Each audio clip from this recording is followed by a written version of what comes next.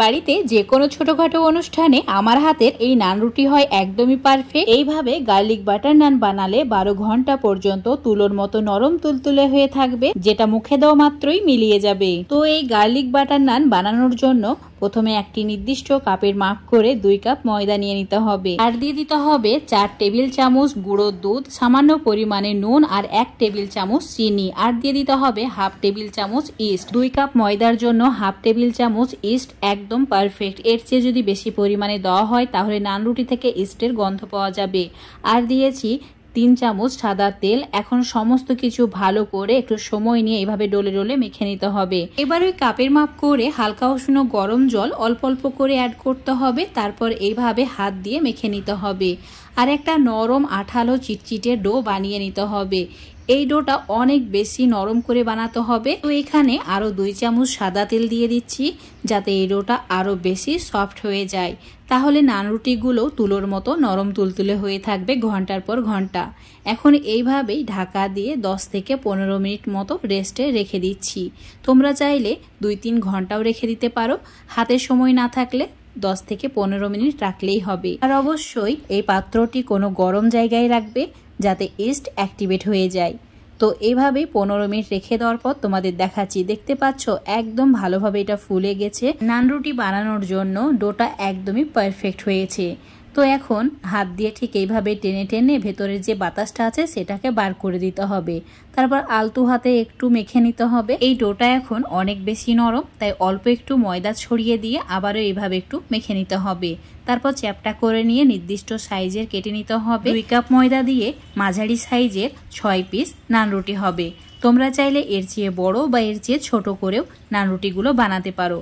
একই সাইজ করে 6টি পিস কেটে নিয়েছি। এখন হাত দিয়ে এইভাবে গোল করে নিয়ে ঢাকা দিয়ে রেখে দিচ্ছি। আর একটি লেচি নিয়ে এখন একটা চ্যাপটা রুটি বানিয়ে নেব। অল্প একটু ময়দা ডাস্ট করে নিয়ে তারপর এটাকে বেলে নিতে হবে, বেলতে সুবিধা হয়। তো ঠিক এইভাবে একটু মোটা রেখেই বেলেছি।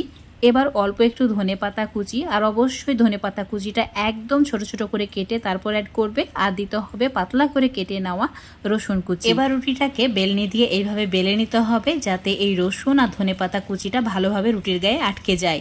ঠিক এইভাবে নিয়ে এইভাবে উল্টে দিতে হবে আর এই সাইডটা তাওয়ার উপরে দিতে হবে, তাহলে ধনেপাতাগুলো পুড়ে যাবে না। তাওয়াটা হালকা গরম হলেই রুটিটা অ্যাড করে দিতে হবে। তারপর ঢাকা দিয়ে 1 মিনিট ওয়েট করতে হবে মিডিয়াম আঁচে।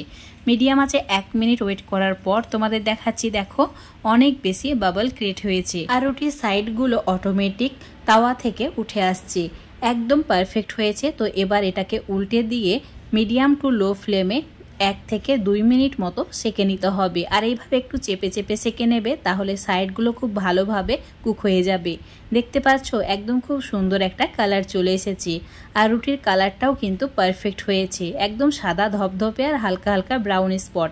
তো অবশ্যই এই সময় অল্প একটু বাটার লাগিয়ে নেবে, তাহলেই রেডি হয়ে যাবে তুলোর মতো নরম তুলতুলে গার্লিক বাটার নান। অবশ্যই এইভাবে সবগুলোকে বানিয়ে নিতে হবে। আর এগুলো বানানো এতটাই সহজ যে কোনো রকম তন্দুর ছাড়াই তাওয়াতেই ঝটপট বানানো যায়। তো দেখেই বোঝা যাচ্ছে কতটা সুন্দর হয়েছে আর কতটা খেতে মজার হবে।